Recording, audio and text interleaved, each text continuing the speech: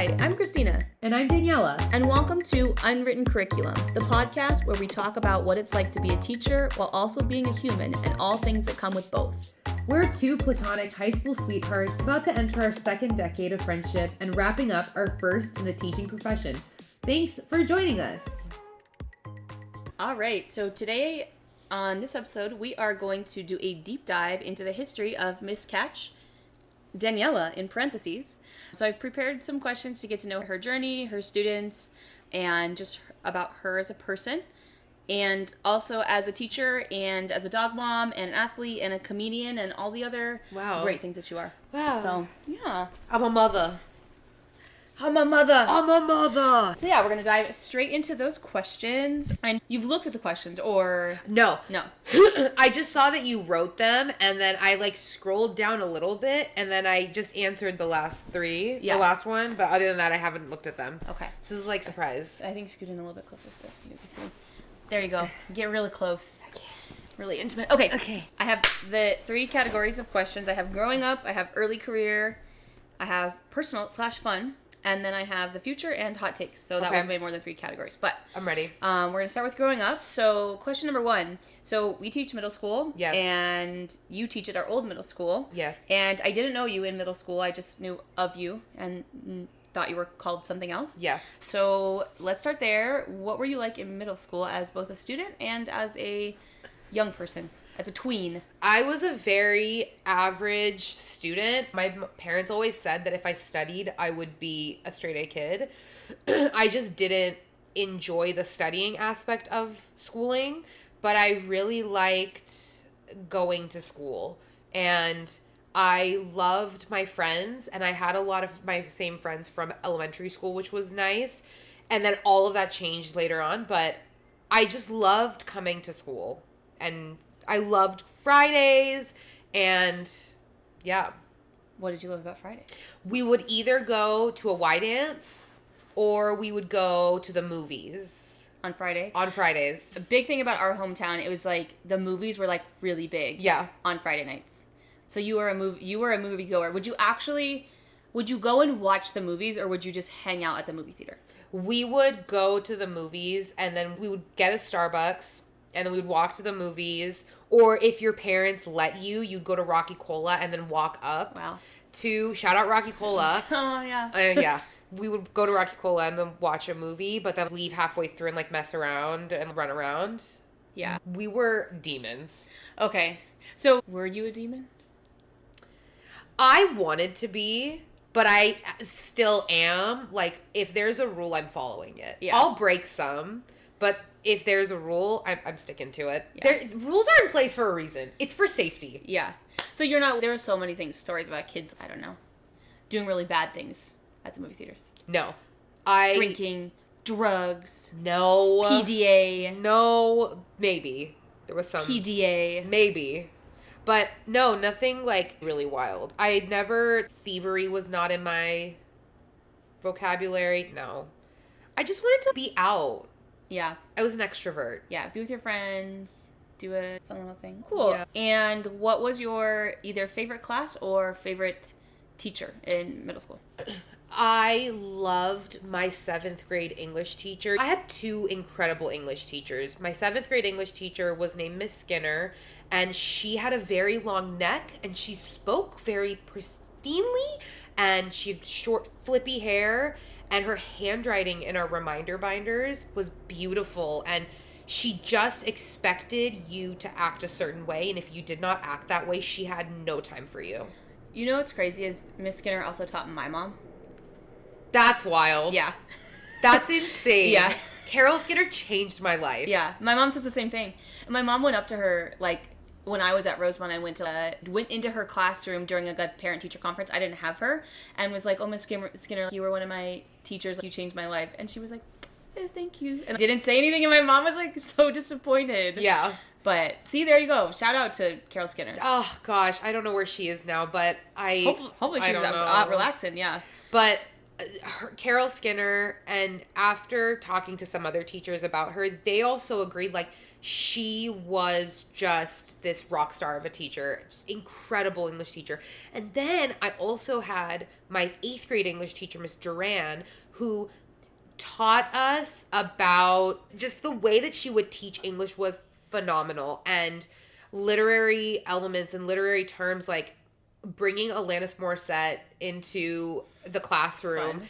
And listening to the song Isn't It Ironic over and over again. And we were listening to it the other day, and every time it takes me back. Miss Durant also made me feel very safe, because I remember there being a situation where I saw something in the PE locker room, and I went to her and I told her about it. Oh, wow. And things shifted after that. There was a student who had cut marks all over her, and I was like, hey, Mr. Ann, we got to talk about what I just saw. And she was super sweet about it. But yeah.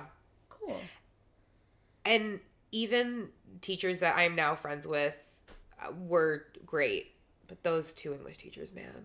Yeah. And now you teach middle school And English. now I teach middle school English. Full circle. Wow. Very cool. Yeah. Okay, so my next question is, we went to high school together, and I was thinking about this when I was writing the questions. You did a lot of things in high school. Yeah. You did sports. We both played water polo and swim. Yeah. And you were in band for a number of years. I was the Marching Falcon. And you were like scouts, like Armenian Girl Yep. Scouts and Boy Scouts. So how did that feel as a high schooler, like balancing all those things?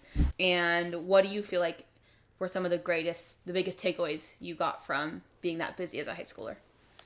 I loved being busy, and so just having every second of every day planned out was really nice. I did marching band for the first 2 years, and then I was in concert band. I was in drumline, and then I was in percussion. And then my junior and senior year, I started playing the bassoon, so then I was in symphony. And so that was really nice. The Girl Scouts portion of my life, which I could write a book about my experience as an Armenian Girl Scout. That was my Sundays. Every Sunday we were at the park. And then when I took a leadership role there, I was also having meetings during the week. When I tell you, I try and think about how I managed my education at the same time. I can't even remember. I don't even know when I did homework. I don't even know where I sat to do homework. I can't think back to that time. Yeah, like remembering. And I feel like we had a lot of homework. Yeah. But maybe we didn't. I don't know. Because I also have that. I was like, when did I do my homework? When did I do my homework? What did I sit at? I had a desk, and then I'm thinking about where we lived when we were in high school. I had a desk, but I think I did it at the dining room table, but I don't even know. Yeah. But I made it through, and I think I graduated high school with a 3.4, 3.5, Okay. which was fine. Yeah. But I loved coming to school because I got to do my extracurriculars. Mm-hmm. Yeah. Yeah, and so I guess you answered that, but would you say that like balance, like learning to balance different things and having different elements is like what you learned from doing all those things, or there's anything? I learned how to like work with different adults, and I learned different leadership techniques and leadership styles. And that really helped me going into my adult life and building connections also. And still having those connections. Mm-hmm. Yeah. Oh, yeah. Cool. It was really great. So then my third question is, you went to a Christian college. Yes. I don't know if you want me to share the name or leave it anonymous. I went to APU, Okay. Azusa Pacific University. Yes. Go Cougs. Go Cougs. Cougars. Okay. I was like, what's... Okay. We were Cougs. Go Cougs. Go Cougs. So what were some roses and thorns of your college experience? Roses were that I met some phenomenal people who I still love to this day and got me through some really tough times with my mental health, and it showed me a different kind of relationship that you could have with somebody. Thorns, I was so different than every single person at that school. I remember like having to explain what Armenian was to these people, with Armenians being the first country that claimed Christianity as their religion. And then I'm at a Christian university and these people don't know what Armenian is. And everyone's like, And I'm like, what is going on in this place? So I felt very different. And there were a lot of people that tried to bring me in, but there were a lot of people that tried to push me out. And so trying to stay true to myself, staying true to my roots was really important, but also just trying to balance my mental health. I played water polo the first year, which I loved, was really fun. But again, my mental health was not great. But I met some pretty cool people during that time and got to play college sports, that is insane. Yeah. People who played college sports for all 4 years. Yeah. Yeah. I can't imagine that. Because, like, you were, like, when you were in season, like, how many hours do you think you were practicing, like, a day? 5. Yeah. Easily 5. Yeah, that's crazy. We had morning practice and then we had practice later on. 5 hours easily. And we now are, I would say I am more athletic now than I was when I played college water polo because the training that we do now and the training that, like, we put our bodies through, like, it's just very different. Also, being adults, being more mindful about what we're doing and how we're doing it is also crazy. But there was a lot of training that went with that. Yeah. Plus, I think, just, like, random side note, but, like, doing a sport, like playing water polo, that makes you really good at that sport. Yeah. But that doesn't mean you're necessarily, like, overall health or strong in a certain way. So. No, not at all. And that's why you should do progressive overload and eat protein. You have to eat protein. Yes. And those dining halls, let me tell you. Oh my God. You can't give a kid a cheeseburger and be like, oh, everything's fine. Yeah. And so I know that, like, you lived in the dorms freshman year, and then afterwards you lived in a little house. Those are the two places I knew. The Shire mods. Yes. The modules. Did you guys have a kitchen in there? We did have a kitchen. We had 5 girls living in a 2-bedroom. It was the smallest area I've ever shared with other people. And I had the pleasure of sharing a space with later on, she was my roommate for 3 years, Emily, now Ireland. Shout out. Love you. Would die for you. She's a teacher too. She is a teacher. Wow. Angel. She's the wedding that I went to right before COVID hit. There you go. So shout out to that. But we lived in this really small space. We had a kitchen, but... Were you still eating at the dining hall? We It was were like still not one of eating those places that you could really Yeah, cook in. we were still eating at the dining hall. I cooked a lot more junior and senior year, but yeah. Yeah, in my sophomore dorms, there was a kitchen, but I don't think people used it. No, we would, like, bake things, but not really cook. Yeah, cute. Okay, so those are my growing up questions. Now moving on to early teaching career. So the first question is, describe your teaching credential program or, like, any other courses that you took in your undergraduate that helped you prepare to be a teacher. Do you think the program was helpful? Why or why not? And you can also include student teaching in here. Oh, let me tell you, if you find a credential program that is phenomenal, that is useful and worthy, send it my way, please. The first class I took to get my teaching credential, the professor said, education is a game. Are you willing to play? Oh, damn. And I was like... What does he mean by that? It's all an act. It's all a game. Huh. And you have to fall in line or you're not going to last. And what do you think about that? He's right. Yeah, oh my gosh. You could love the education. You could love being an educator. You could love kids. But if you are not willing to play this game that they have set for you, you're never going to make it. Yeah. I learned a lot from him. In my undergrad, I was a liberal studies major with a concentration in psychology, and I loved the psychological aspect of that. I loved learning about kids and understanding how their brains work. That was really cool. I failed my math class twice. Teaching kids elementary math. I failed that class twice. And liberal studies is so interesting because it's like just having a general knowledge of all these subjects, like, I get why they're like, oh, you want to be a multi-subject teacher, so you should have general knowledge. But you don't learn anything in one class. No. So then you have all this general knowledge, but you're like, what for? Like, it'd be better to have, like, psychology or something like that. Absolutely. I think if I could go back and change it, I would. But I took, like teaching kids how to do art, teaching kids how to do science. I didn't pass that science class either, but there were so many classes that I felt I didn't need. I took a linguistics class that I got a C in that will be my top 3 favorite classes that I took at APU. My favorite class that I took was Life and Teachings of Jesus, and it was an incredible class with an incredible professor. I don't remember his name anymore, but wow, learned a lot as of Jesus as a person. You're like, cool guy. Would you swipe right if he popped up on your Bumble? Oh. As... Yeah, 100%. 100%. Got that long hair. Water into wine? Done. Yeah. Do you know how much my bill would go down? Jeez. Plus, Jesus was like 30, right? So. Get it? Appropriate age. Wow. Yeah. And so then, what about student teaching? My student teaching experience was a little bit interesting in that I did it at the district that I'm at right now. The first day I walked into my student teaching class, my master teacher said, you're going down to the district. You are going to take a training on administering the Woodcock-Johnson academic test, and then you'll see you tomorrow. So the first day I went down to the district and I learned how to give a test, an assessment that you give for a triennial assessment, and sat through this training, which paid off.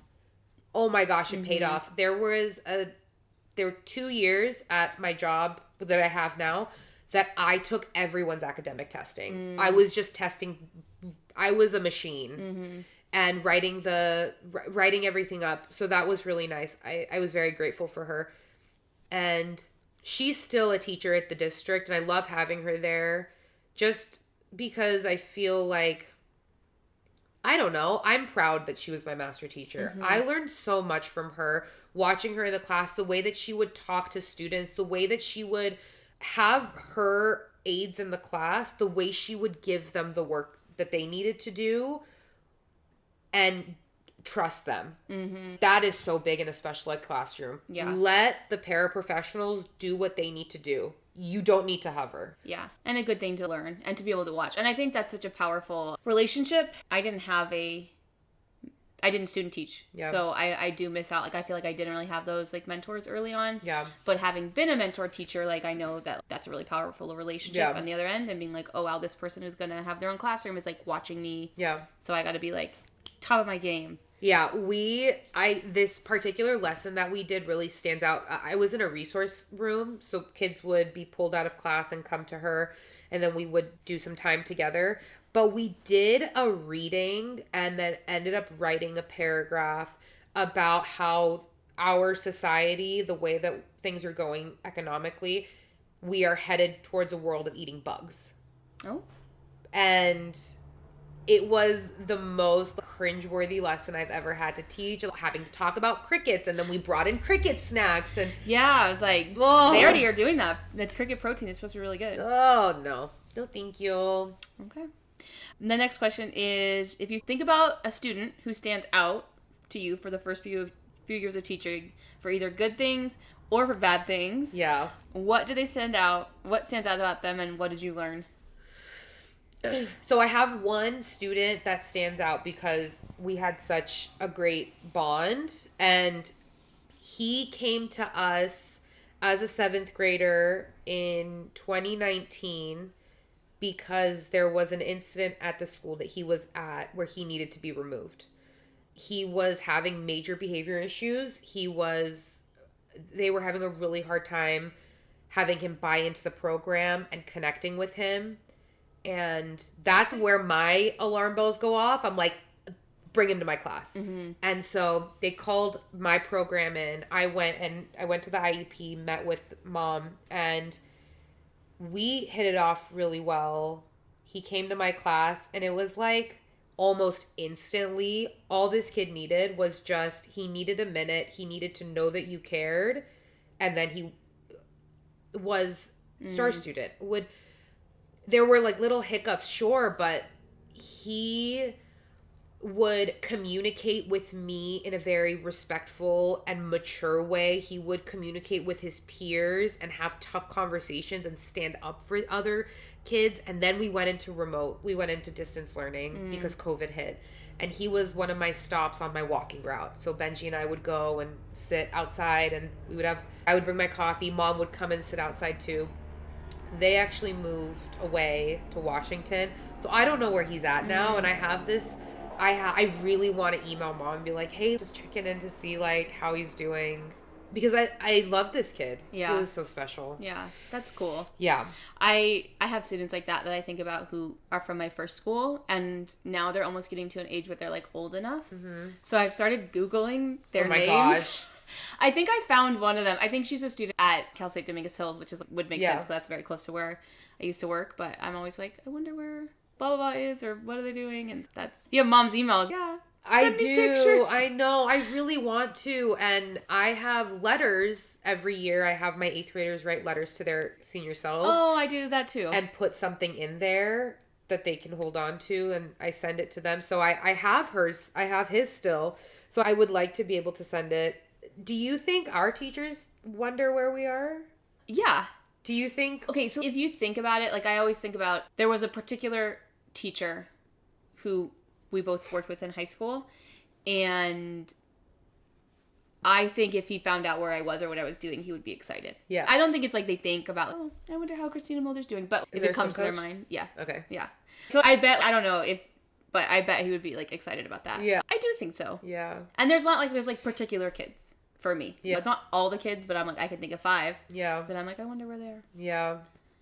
I had another one, the one that was a little bit more rough. His situation pulled on my heartstrings. It would make me so sad to think about his home life, where he came from, and how we ended up to where we were at that moment when he came to our school. And it was a really litigious student, and there was so many moving parts. And I remember being like 24 and thinking to myself, how do I handle this? Yeah. Are you sure? Even today, sometimes I have imposter syndrome going to work. Are you positive you want me to take these kids to camp right now? Oh, all right. You're like, sure. Who are the adults that are going? I'm like, I don't know. Who's supervising me?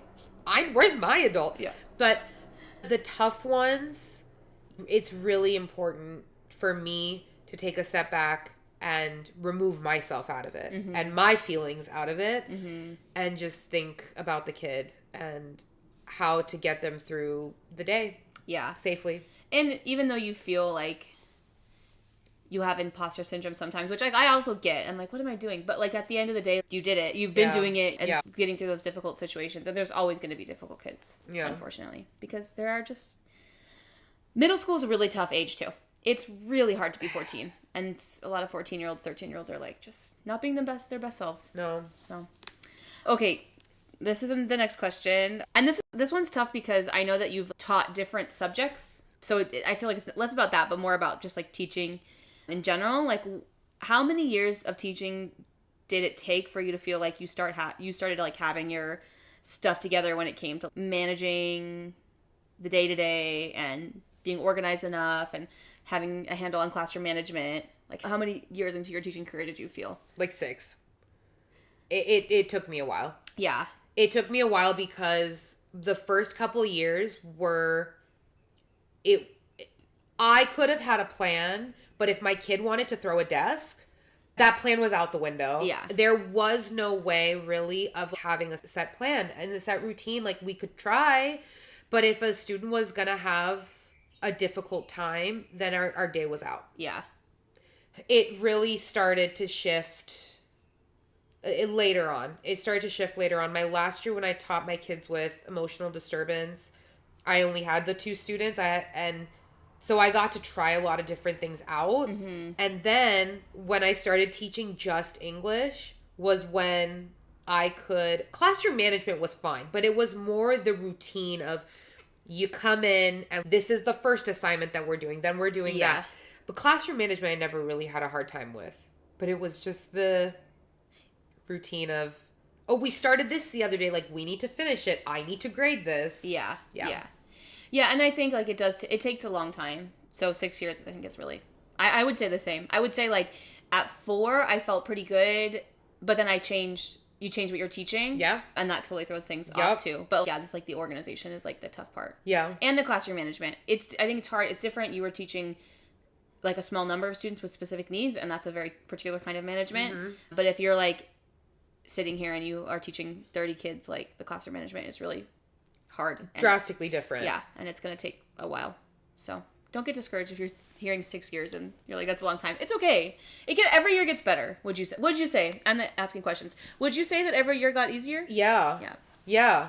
Every year does get easier, and every day gets easier because I learn different ways to manage the class or deal with the class, or different situations come up where I'm like, I clock it and I'm like, okay, when this happens, this is how we're going to handle it.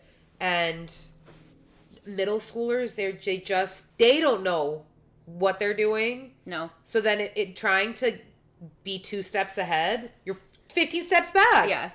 Once you make a plan, they've already moved on. Yeah. They're done. No. Oh. Okay. So next category and next question, I labeled this category personal/fun. So we'll see how fun these questions are. Fun, right? What is something, or you could talk about multiple things you do in addition to teaching that you love, is the first part of that question.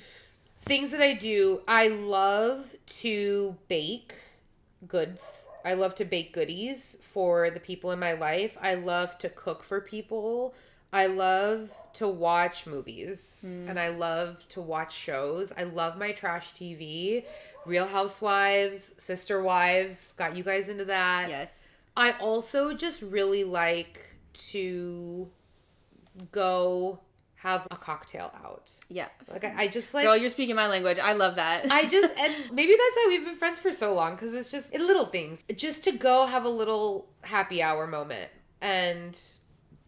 But I have learned throughout the years, I do love being with people, but I really value my alone time and my alone activities. I really love those things. And we talked about it a couple episodes ago when we were talking about COVID, like saying no to things.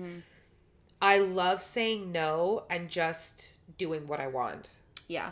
Being able to decide, I want to do this today or that. Doing whatever I want. And there aren't a lot of like only child things about me. But one of the things that is very only child about me is I can be by myself. I'm fine with that. I can be alone. And for only a certain amount of time, though. Yeah. After that, I start getting in my head, I'm like, why am I alone? Why does nobody want to be with me? Yeah. What is going on? You're like, I actually said that I wanted to be alone, but now I'm like, I regret it. Why are they not texting me, asking me if I'm sure that I want to be alone? Yeah. Okay, and then if you were not a teacher, what would you do? Oh my God. Okay, let me tell you what I wanted to do when I was younger, because that will make you LOL. I wanted to work at CVS. I wanted to be a cashier at CVS. Why CVS in particular? Because I grew up going to the CVS by our house, and I just, like the long receipts and the cash register, I just thought it was so cool. I wanted to work at CVS. I wanted to work at CVS. But if I could do anything, I would want to run a restaurant and be in charge of the pastry and stuff like that. But have that be mine, but I would want to own a restaurant. I love that.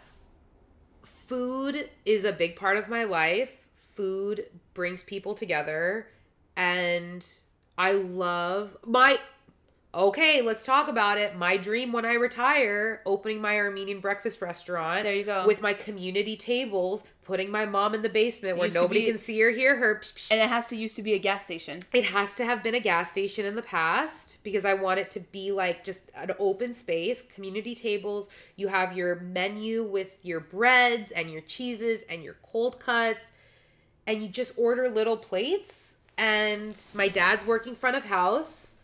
And it's just going to be good times. I love it.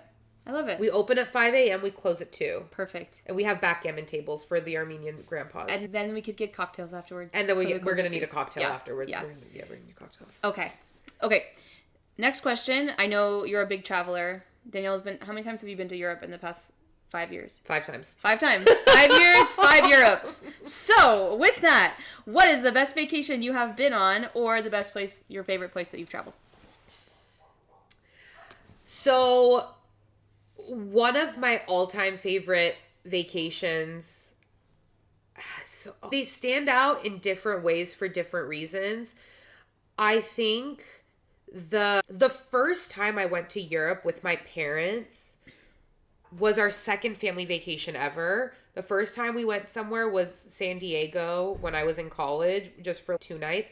But when we went to Europe for the first time together, it was the ultimate, can you stand to be together after not having lived together for 3 weeks? It was the ultimate test. And we just had so much fun. There's something special about going to a place and speaking in a different language where the people around you can't understand. Yeah. And for that to happen was very fun. So that one... And you guys were speaking Armenian. We were speaking Armenian. I was like, you weren't sitting there speaking English in Italy, assuming people couldn't understand you. It was just such a special vacation. I remember being so grateful and coming back and being like, I want to do that again. Our Tulum trip was, I feel like, my first big girl trip because we went by ourselves. Like, we planned that. We paid for that. Was a really big trip for us. And we got to just do whatever we wanted. Mm-hmm. And we got to be silly on an ATV and just drink margaritas. And it was perfect. And we have so many different trips, but that was really special. And I think this past trip that I just went to Europe, I broke off and did my own little mini trip to Hallstatt, which is in Austria. It's where they got the idea of Arendelle for Frozen. And it's this it's right on a lake. And it was beautiful. And I'll put the link in the show notes. Right outside of Hallstatt was this other little town where you could take a gondola up a mountain, all the way up. And I'm talking, this is summer. We're in July. All the way up the mountain, and there was snow on the mountain. And I couldn't believe like what I was looking at. And I remember being on the top of this mountain and just like crying because I just felt so fortunate and so lucky that I had reached a place in my life where I could do these things. And I could see this thing and then try and explain it to somebody and then be like, okay, cool, Daniella, you went to the top of a mountain. And you're like, you had to be there, but you also had to be in my mind. You had to be there. You had to understand that you are on a floating gondola going from one hilltop to another hilltop, just floating with 40 people around you. This shit could fall at any given second. Yes, it could. But it didn't. Okay. Traveling, it's the Sagittarius in me. Yes. Huh. Okay, random, but maybe you have some hot takes and advice for this one. What advice do you have for people who have dogs and apartments? You need to have a babysitter that you trust because there are going to be nights where you just need to go and your dog needs to be somewhere else. I know I am very fortunate to have my parents and I can drop my dog off if I ever need anything. But first of all, every 20-something needs a pet. Yeah. Don't know where they are now, but... Don't call them. In the last episode. You're sleeping. Every 20-something needs their emotional support pet that will get them through their mid-20s. Yes. And there is something so special about a girl and her male dog. I have learned so much about boys while having this dog. My son is my number one support system. And why you have decided to groom yourself when I have dropped my melatonin at the end of the night and all of a sudden you're grooming yourself, I don't know. But... Sounds like a man thing. Literally. No, not even caring that I took my melatonin. Now you have to do this. Benji. I need sleep. Also, people love dogs. Take your dog places. Yes. I took my dog to the Super Bowl and it was just the best thing. There needs to be more dog-friendly places and we live in LA, but there are a lot, but a lot of places aren't. It's beautiful outside. Let me bring my dog. Yeah. I love him. Oh, turning 7 this year. Crazy. Good boy. Okay. So we have 2 more categories. The future questions, and then also the hot takes. Okay. So we're going to go through the future questions quickly so we can get to the hot takes because I'm excited about those. Okay. If you could wave a magic wand and create your perfect position in education, whether that be teaching or something else, what would it be? I love being the ASB advisor. I love it so much. That would have to be a part of it. But I would also... But see, that I love being in the classroom, though. I love being in the classroom. I want to be, a resource lab teacher. And I want to do student government. Resource lab is I'm good at teaching resource lab. I'm good at teaching executive functioning skills. I love making a checklist. And I really like having a mix of kids in there. Mm-hmm. It also is a time where I get to do math. And I love that. I love middle school math. But you wouldn't want to be a middle school math teacher. No, but you just like to dabble. Yeah, I like to dabble. Yes. I like being AAA, like that comes in when you can't solve the problem. Yeah. Like you throw your, Miss Katch! And I run over with my little whiteboard. I'm like, let me show you. Cool. That's fine. Okay, so then my next question is, I'm giving you options for this because I think one of these questions, give it or take it. Some people love it, some people don't. Okay. The question is, where do you see yourself in 5 years? Okay. Or your other question is, which you answered, but maybe be more specific. What is something that you would never teach? I would never teach science. Ever. It's not for you. It's not for me. I still have a hard time understanding gravity. I don't understand it at all. How does a plane float? Okay, that is about the air. See, now you're going to talk about it. Okay, so really quick, there's a part, I just read an article with my students about this. There's a part of the atmosphere where the planes go. I forget what it's called. The stratosphere. Stratosphere. We're going into the stratosphere. Okay. Hot air on the bottom, cold air on the top. That doesn't make sense. Yes. Hot air, but heat rises. I know, but you're still far enough away from the sun. Okay. So then hot air pushes against cold air, making pockets of straight. Plane goes there. Okay. But I only know that because I just read about that. Okay. So science is something I would know. So science is something you're not for you. It's not for me. And I have a lot of my teacher friends are science teachers. Y'all go. You do it. You do great. They're going to watch this and be like, that's not how the stratosphere works at all. But to stay in your lane, lady. Yeah. But in 5 years, I will still be at my school that I'm at. I am hoping to maybe be teaching higher education. Okay. I would like to adjunct, maybe. I've always really felt the need to be involved with the education of educators. Mm-hmm. I think in my credential, my master's program, learned a lot about what was useful and what was not. Mm-hmm. And there's not enough real talk. Yeah, and the teachers that I had, or the teacher that I had, the professor I had that was my favorite in my education program, my credential program, was a classroom teacher still. Yeah. And she was the best because she gave us real things that we could use, like, all the next day. Real scenarios that teachers can work with. Give me a real case study. Like, what happened at work that day? Let me work through it. Yeah. Because it just... I don't even know. Do people have to take the CBEST and the CSAT? Still something that people have to take? Yes, you do, because I was thinking about adding an art credential. And you got to take the CSAT. And let me tell you something. You think it's not. Yes. Real talk, I took the RICA, which is the test to show whether or not you can teach kids how to read. I took the RICA 7 times. I couldn't really pass it. Yeah. I am not a good test taker. In college, I used to take my tests at the back of the classroom on the floor lying down. I'm not a good test taker. I would freak out, and there are so many hoops that you have to jump through that by the time you get to being a teacher, you're like, wow, I remember only the things that I was tested on. Mm-hmm. And you're never going to use that. You're never going to use that. Yeah. And the RICA in particular, I feel like I took it, didn't have to take it until I added my credential. And it was a lot easier for me because I had already been teaching kids and how to read. But if you haven't done that, it's like that, how do you memorize?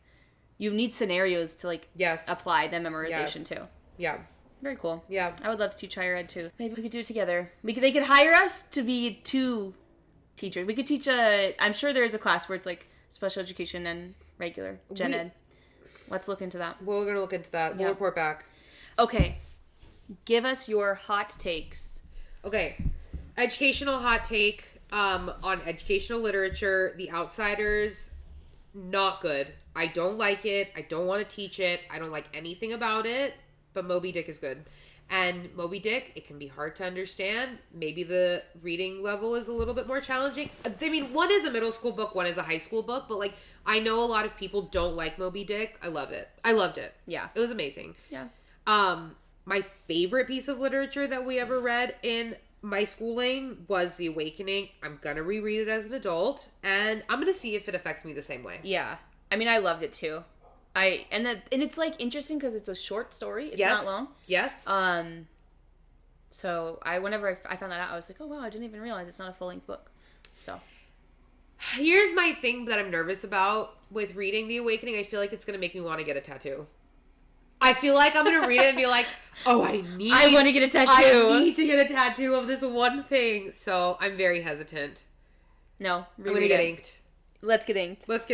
Okay, second hot take. My second hot take, the saying, those who can do, those who can't do, teach, is the most bullshit, ass backwards, get out of my face saying I've ever heard. Yes. Are you kidding me? Those who can do, those who can't teach? No. $5 says you won't make it through one period. Yeah. I think most people wouldn't. Most people wouldn't make it. What? You're going to tell a kid, sit down. He's going to say no to you, and you're going to be like, what? You're like, I'm sorry? What do you mean? Listen, no. Those who can teach even better. Yeah. Those who can teach, because if you are able to do something, then you're able to teach somebody else to do it. Yeah. Because if you can't do it, how are you going to teach someone else to do it? Yeah. Yeah. No, I agree. What? Yeah. And also, like, what? Why is... I hate that saying. Yeah. And those who can't teach PE. Oh, wow. Wow. Love that movie. School of Rock. Shout out. Okay. And your last teacher hot take. My last teacher hot take is very specific. It's very special ed coded, but I fully believe that no spelling goals should ever be written. I don't think that you need to measure a child's ability. Like there's nothing in the world that says a good person or a smart person can spell. No. There's no reason for that. And why do kids think that? Because their parents push in. Their parents come from a time where spelling bees were a thing, where we had spelling tests. No part of my academics in my classes ever has been spelling. Like I've never, if I can read what you've written, you're fine. Yeah. Plus, most of our kids are never going to write anything in a professional setting. No. Unless they are teachers, and even then, we don't write that much. I use spell check for most things. You use spell check. There's accommodations everywhere. When you text, it spells checks for you. You can use voice to text. You can do all these things. We need to push reading comprehension. You need to push reading, because if they can read the words, then they can sound out the words. I don't understand. I don't get it. Yeah. Plus, if they can't spell it, whatever. But if they read it and they're like, I don't know what it means, then it's a teaching moment. But there's no employer that you're gonna sit in front of. They're gonna be like, spell capitalism. No capitalism. Spell. There's no reason for you to have to know how to spell something. Period. Can you communicate your thoughts? Perfect. That's all you need to do. I have a really hard time when I get 7th graders who their IEP goals from 6th grader spelling. And who is writing that as an IEP goal for a 6th grader? People who are detached from the reality of middle school. People who have never understood what middle school education is like. They write these spelling goals, and the kid gets to me, and the parents are like, well, how is their spelling going? I'm like, actually, lady, no. We can't even write IEP goals that are based on language standards. They have to be on reading and writing standards. I get spelling goals all the live long day. All the time. And they get to me, and I'm just like, no. I want you to have language acquisition. I want you to be able to read a word and use context clues to be able to understand it. Yes. And if you think chaos is spelled with a K, I'll take it. Because one day you'll be able to understand that the CH sound can make a ch sound or a k sound. I didn't even know that. Like I was like, wait, why is chaos not spelled with a K? I can't spell either. I can't spell. Oh, great. Love that. Well, with that, don't judge people on their spelling. No. No, because then you're going to miss everything else. Yeah. And you're going to be stuck on something that maybe they can't control. They can't control whether or not they can't spell. I can't control it. You can't hear, you can't see the word chaos spelled in your head. No. Can people do that? I see words spelled out. Wow. When I tell a kid how to spell a word, I'm spelling it out and I can see the letters. Wild. Yeah. Well, this has been a very fun interview. I loved it. And we will talk to you next week. Turn on your spell check using Grammarly. Yay! Read a book. It's good for your brain. That's a better one. Drink your water. Yes. Okay, bye.